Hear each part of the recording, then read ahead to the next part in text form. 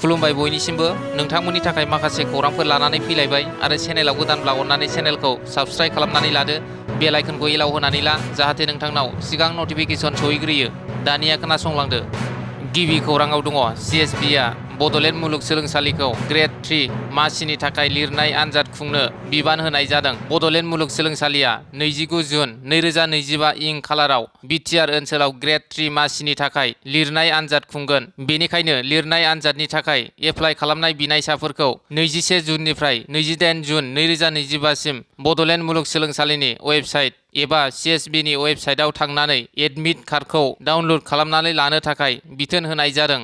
नैथि खौराङाव दङ 6 नं कसुगाव बियाबनि सिङाव थानाय बैरालि BCDCआव BPFनि जयनिं हाबाफारि MLA रबिराम नार्जारिनि नुजाथिनायाव गासै 120 गुबुन गुबुन राजखान्थि हान्जानि मददगिरिफोरा MLA रबिराम नार्जारिखौ मोजां मोननानै BPF दोलोआव हाबो।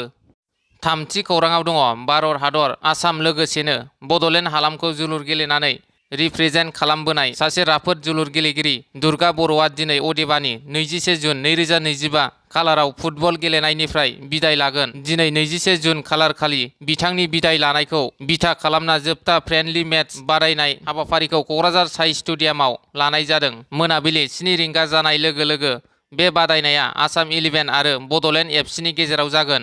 ब्रैथि खौराङाव दङ 2 नं लथामारियाव ग्रिन बड'लेण्ड मिशन हाबाफारि खुंफुंदों। BTR सरकारनि नाजानायाव गासैबो BTR ओनसोलाव बिफां लाइफां गायनायनि गेजेरजों आबहावा आरो सोमखोर समायना खालामनो थाखाय मैया गसाइगाव महकुमानि सिङाव थानाय कसुगाव बियाबनि बेन्दोंआव गोग्लैनाय 2 नं लथामारि गामियाव ग्रिन बड'लेण्ड मिशन हाबाफारि खुंफुंदों।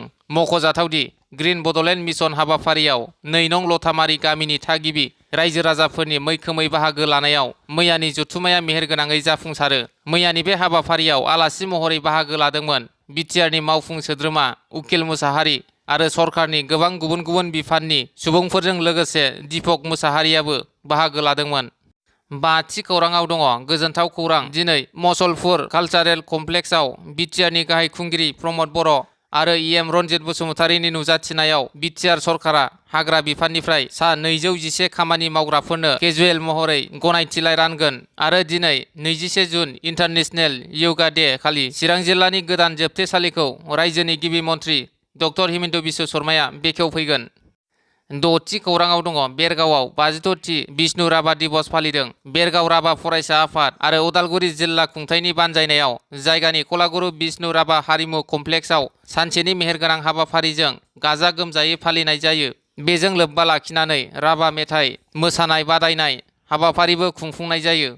स्निथि खौराङाव दङ सावगारियाव नुनाय हिन्जावसाया दिखियाजुलि दख'रा दुलाराय बर' फरायसा आफादनि बेन्दोंआव थानाय आफार फानबारि गामिनि 14 बोसोर बैसोनि फुजा बर' थांनाय मैयानि हरनि 1:30 रिंगासो समाव न'निफ्रायनो गोमादों। हिन्जावसानि न'खरनिफ्राय सन्देह खालामदों दि सावगारियाव नुनाय सौरभ साहु मुंनि उरिष्यानि बे सेंग्राया लानानै खारदों। बेनिखायनो सोरबाफोर बहाबाफोर नुसनबायोब्ला 9101245252 आरो 9864627225 मबाइल नाम्बारनि गेजेरजों खौरां हरनो खावलायदों।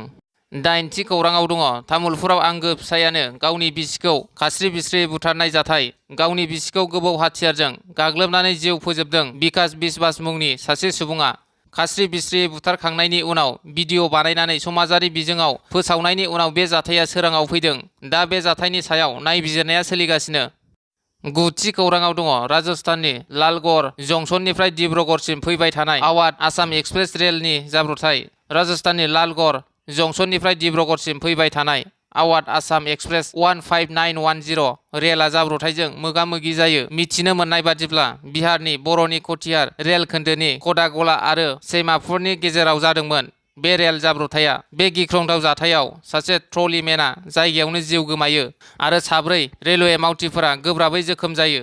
सुलुंनिफ्राय मिथिनाय बादिब्ला जोखोम जानायफोरखौ खाथिनि सावस्रि मिरुआव थिसननाय जादों। मख'नो गोनांदि रेलवे मावथिफोरा ट्रेनाव खामानि मावबाय थानाय समावनो मैया साननि 2:20 रिंगासो समाव जाब्रबथाया नुजाथिदोंमोन। जिउ गोमानाय सुबुंनि सिनायथिखौ प्रमद कुमार होननानै मिथिनो मोननाय जादों आरो जोखोम जानाय सुबुंफोरखौ खाथिनि सावस्रि मिरुआव थिसननाय जादों। आथिखालाव बिसोरो फाहामथाय लागासिनो दं। बे जाथायनि सायाव रैखाथि बिफाना नायबिजिरनायखौ जागायबाय। लोगोसेनो जिउ गोमानाय न'खरनि सुबुंनो अनसुंथाइ होनो फोसावदों सरकारा।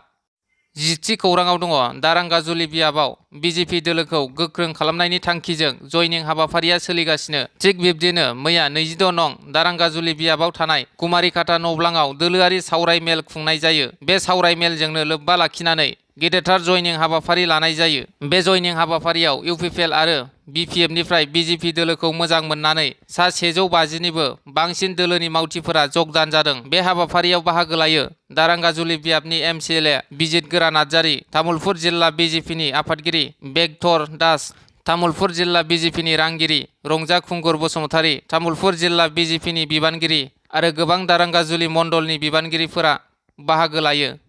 17थि खौराङाव दङ गसाइगाव महकुमानि सिङाव थानाय जारागुरियाव क'क्राझार जिल्ला एक्स एनडिएफबि वेलफेयार एस'सिएशननि बानजायनायाव बारग' एनडिएफबिनि गासैबो सोद्रोमाफोरखौ लानानै मोनसे सावरायमेल खुंफुंदों। बे हाबाफारियाव मिरु एक्स एनडिएफबि वेलफेयार एस'सिएशननि लेङाइ आफादगिरि बि बोलोगोरा बि रुगुं, क'क्राझार जिल्ला एक्स एनडिएफबि एस'सिएशननि फाइनान्स सेक्रेटारि, गसाइगाव जिल्ला इउपिपिएल दोलोनि लोगो आफादगिरि लकनाथ नार्जारि, क'क्राझार जिल्ला एक्स एनडिएफबि वेलफेयार एस'सिएशननि आफादगिरि आगस्तिन बरगयारि बिथांमोनजों लोगोसे गोबां दैदेनगिरिफोरा बाहागो लादों। बे सावरायमेलाव फैगौ बिटिसि बिसायख'थियाव एक्स एनडिएफबि वेलफेयार एस'सिएशन आफादा इउपिपिएल दोलोखौनो थोंजों मदद होनो थांखि लादों आरो बयबो बारग' एनडिएफबि बिथांमोनखौ जेबो गोनो गोथो जायालासिनो इउपिपिएल दोलोनि जानानैनो खामानि मावनो थाखाय लकनाथ नार्जारि बिथाङा बयखौबो खावलायो।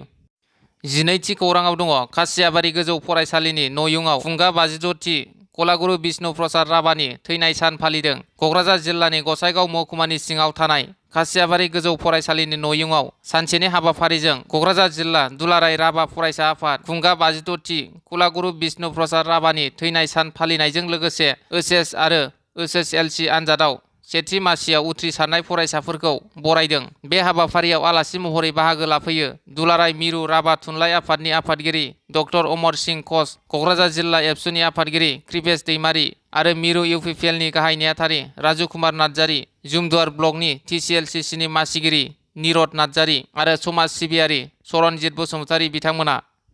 13थि खौराङाव दङ देबोरगाव बिटिसि बियाबनि सिङाव थानाय फुराना थिथागुरि आरो थुरिबारि गामियाव आइजो कमिटिफोरजों लोगो हमलायना समाज बिथिङाव सांग्रांथि हाबाफारि लादों। बेजों लोगोसे गोलाव सम आइजो कमिटिनि जानगाराव थानांनाय रेजिस्ट्रेशनखौ बेसेन लायालासे फिन खालामफिननो थाखाय इउपिपिएलनि लाइमोन दैदेनगिरि अशक गयारि बिथाङा खोथा होयो।